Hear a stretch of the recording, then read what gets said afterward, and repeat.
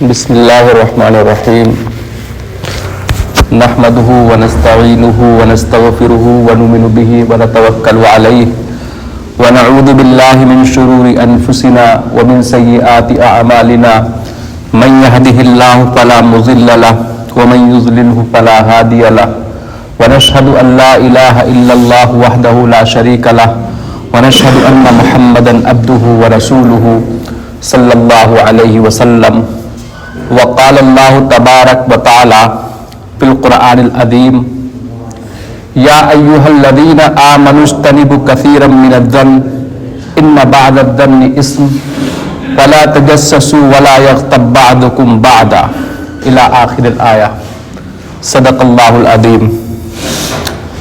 حاضرین محترمین، اللہ تبارک و تعالی کا سب سے بڑا احسان اور کرم ہے کہ اس نے ہمیں ایمان کی دولت سے نوازا اور اپنے گھر میں اپنی حمد و صلات کی توفیق دی،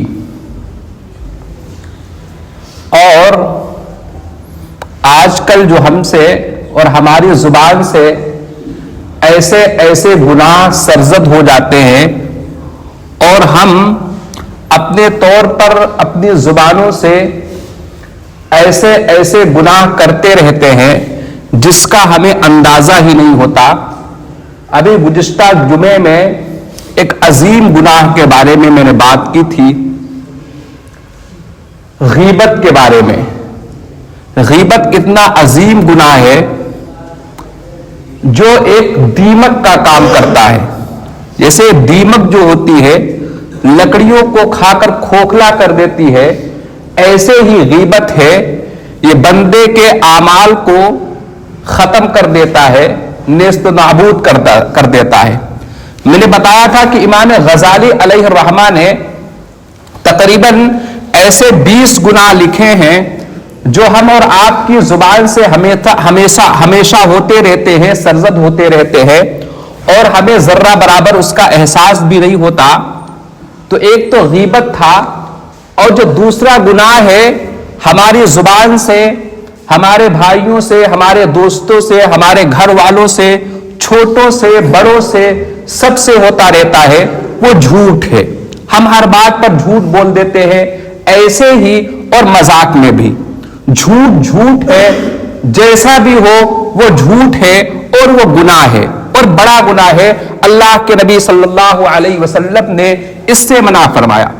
ایک مرتبہ اللہ کے رسول صلی اللہ علیہ وسلم مسجد میں تشریف فرما تھے، صحابہ کرام رضوان اللہ علیہ مجمعین بیٹھے ہوئے تھے۔ اللہ کے نبی صلی اللہ علیہ وسلم نے فرمایا کہ میں تم کو ایک بڑے گناہ کے بارے میں نہ بتلاؤں؟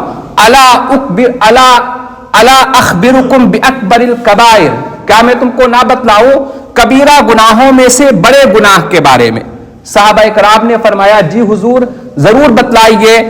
ظاہر سی بات ہے اللہ کے نبی صلی اللہ علیہ وسلم سے کی زبان سے جو بات نکلتی تھی، صحابہ اس چیز کے مشتاق ہوتے تھے کہ اللہ کے نبی صلی اللہ علیہ وسلم کی زبان سے کوئی بات نکلے، ہم اس کو قبول کریں، ہم اس کو سنیں۔ اور صحابہ کرام یہ چاہتے تھے کہ اللہ کے نبی کچھ ہمیں بتائیں، کچھ نصیحت فرمائے۔ تمام صحابہ کرام رضوان اللہ علیہ مجمعین نے فرمایا جی اللہ کے حضور میں ضرور سننا چاہتا ہوں۔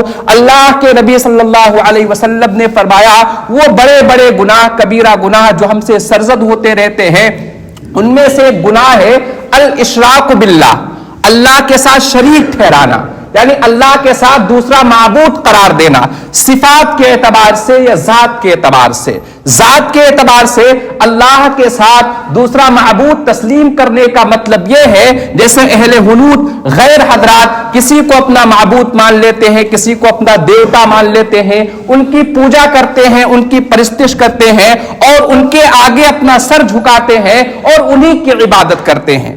ایسے ہی عیسائی کسی اور کو اپنا معبود مانتے ہیں, کسی اور کو وہ اللہ مانتے ہیں. یہ تو ذات میں اللہ کے ساتھ شریک کرنے کا مطلب ہے, اور صفات میں اللہ کے ساتھ کسی اور کو معبود تسلیم کرنے کا مطلب یہ ہے کہ ہم کسی اور سے فریاد مانگے, کسی سے مرادیں مانگے, کسی سے بچے مانگے اور کہیں یہ ہمارا روزی کا رب ہے, یہ ہمارا بارش کا رب ہے, یہ ہمارا کھانا دیتا ہے یہ رب, یہ ہمارا رب پانی دیتا ہے. ایسے صفات میں ہم اللہ کے ساتھ دیگر معبودان باطلہ کو تسلیم کر لیں. ہم سے بھی گناہ سرزد ہوتے رہتے ہیں اور ہمیں اس چیز کا احساس نہیں ہوتا. مثال کے طور پر ہم کسی مزار پر جاتے ہیں, کسی قبر پر جاتے ہیں اور ان کے سامنے دست سوال دراز کرتے ہیں اور ان سے مانگتے ہیں, ان سے مرادیں طلب کرتے ہیں, حالانکہ حقیقت حال یہ ہے کہ وہ ذرہ برابر آپ کو کچھ بھی نہیں دے سکتے, کوئی بھی آپ کو فائدہ نہیں پہنچا سکتے سوائے نقصان کے. تو یہ اللہ کے ساتھ صفات میں شریک کرنے کا مطلب ہے. دوسری چیز جو اللہ کے رسول صلی اللہ علیہ وسلم نے فرمائی وہ یہ تھی کہ قول الزور, جھوٹی گواہی دینا. اور ایک اور چیز ارشاد فرمائی, تیسری چیز وہ یہ تھی عقوق الوالدین, والدین کے ساتھ نافرمانی کرنا, یعنی والدین کی اطاعت نہ کرنا. حالانکہ اللہ تبارک و تعالی نے فرمایا قرآن عظیم میں والدین کے سلسلے میں, وَلَا تَقُلْ لَهُمَا اُفٍّ وَلَا تَنْهَرْهُمَا وَقُلْ لَهُمَا قَوْلًا كَرِيمًا, کہ اپنے والدین میں کسی کو اف بھی مت کہو, نہ ان کو جھڑکو, بلکہ ان کے سامنے عاجزی اور انکساری کے بازو جھکا دو, اور ان کے لیے اللہ تبارک و تعالیٰ سے یہ دعا کرو کہ اے اللہ ان کے ساتھ رحم اور کرم کا معاملہ فرما, ایسا معاملہ فرما جیسا کہ انہوں نے ہمارے ساتھ بچپن میں معاملہ فرمایا اور ہماری پرورش کی. یہ ہے اپنے والدین کے بارے میں. لیکن آج ہم ان کی اطاعت نہیں کرتے ہیں, ان کی فرما برداری نہیں کرتے ہیں. ضروری ہے اور ہم پر ان کا یہ حق ہے کہ ہم ان کی بات مانیں, ان کی اطاعت کریں جائز چیزوں میں. اگر وہ ہمیں بلا رہے ہیں, کہیں پر بلا رہے ہیں, تو ہمیں ان کی خدمت کے لیے جانا ہے. ہاں اگر کوئی ناجائز چیز ہے تو اس چیز میں شریعت نے منع کیا ہے, پھر نہ مانو ان کی بات. لیکن مثال کے طور پر آپ کے والدین مومن نہیں ہیں, غیر مومن ہے, اور وہ کہیں بتکدے پر جاتے ہیں عبادت کے لیے, وہاں اس بت کی پوجا کرتے ہیں, تو آپ پوجا کرانے کے لیے انہیں نہ لے جاؤ. لیکن اگر وہ وہاں پر ہیں اور آپ کو بلا رہے ہیں کہ مجھے یہاں پر لے جاؤ, پھر بھی آپ پر لازم ہے کہ ان کو لے کر آؤ. تو یہ شریعت نے حق دیا ہے. والدین کا بڑا حق ہے, والدین کے ساتھ حسن سلوک کرنا چاہیے, والدین کے ساتھ اچھا برتاؤ کرنا چاہیے, اور ان کے سامنے عاجزی اور انکساری کے بازو بچھا دینا چاہیے. لیکن آج ہماری یہ نئی نسل اس چیز سے عاری اور خالی ہے. تیسری چیز جو اللہ کے نبی صلی اللہ علیہ وسلم نے فرمائی وہ یہ تھی قول الزور, جھوٹی گواہی دینا, جھوٹی بات بولنا, جھوٹی گفتگو کرنا, جھوٹ بولنا. کہیں بیٹھ کر کے, کسی دکان پر, کسی چائے خانے پر بیٹھ کر کے جھوٹی بات کرنا, دوسروں کے بارے میں جھوٹ پھیلانا. اور جب یہ بات کہی تو اللہ کے نبی صلی اللہ علیہ وسلم ٹیک لگائے ہوئے بیٹھے تھے, آپ صلی اللہ علیہ وسلم سیدھے ہو گئے, صحابہ اکرام بھی چوکنا ہو گئے.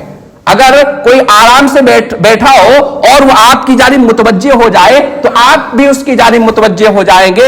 اس سے یہ پتا چلتا ہے کہ یہ عظیم گناہ ہے, یہ بڑا گناہ ہے. لیکن ہم لوگوں سے ہوتا رہتا ہے ہر اعتبار سے. مثال کے طور پر کوئی ہم سرٹیفکیٹ بناتے ہیں, اگر اس کو غلط پتے پہ یا غلط طریقے سے بنواتے ہیں تو وہ بھی جھوٹ ہے. اس میں جو بنانے والا ہے وہ بھی گنہگار ہے, اور جو بنا رہا ہے وہ بھی گنہگار ہے. مثال کے طور پر آج ہم بہت سارے کام کرتے ہیں, ہم جو ہے کسی دکان والے سے بات کرتے ہیں کہ ہم آپ کے وہاں فلاں فلاں کو بھیجیں گے اور اس ریٹ میں یہ سامان دینا, اور اس میں بعد میں ہم کو جو رقم زائد ہوگی وہ دے دینا. اس کو بعض لوگ اور بھی اپنی زبان میں کچھ بولتے ہیں. تو یہ چیز جائز نہیں ہے. جو ریٹ ہو وہی ریٹ ہونا چاہیے, جس کو کمیشن کہتے ہیں. کمیشن بھی جائز نہیں ہے, یہ بھی جھوٹ ہے. اسی طرح حضرت مولانا مفتی تقی عثمانی صاحب اپنے خطبات, اصلاحی خطبات میں لکھا ہے کہ ایک صاحب آئے ہمارے وہاں ہم سے سیکھنے کے لیے, اصلاح کرانے کے لیے. تو میں نے ان سے پوچھا کہ آپ کتنے دنوں کے لیے آئے؟ تو انہوں نے کہا حضرت 2-3 دن کے لیے آئے تھے, لیکن ابھی میں نے اپنی میڈیکل رپورٹ لگوائی ہے, اگر وہ رپورٹ پاس ہو گئی تو میں 1 ہفتہ تک رکوں گا.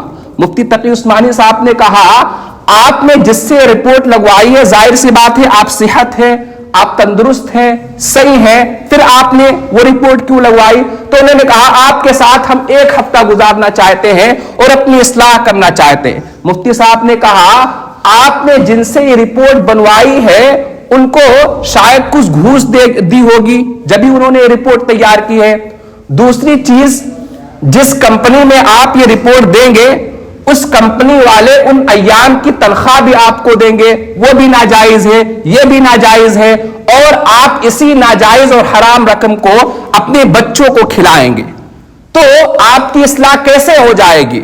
फौरन मुफ्ती साहब ने उनको मना किया और वापस रवाना किया। ये इतना बड़ा गुनाह है, इतना बड़ा अजीम गुनाह है, लेकिन हम लोग करते रहते हैं। हम सबको इस गुनाह से बचना चाहिए और झूठ से इज्तिनाब करना चाहिए, गीबत से बचना चाहिए। अल्लाह तबारक व तआला हम सबको कहने सुनने से ज्यादा अमल करने की तौफीक अता फरमाए। व आखिर दावाना अनिल हम्दुलिल्लाहि रब्बिल आलमीन।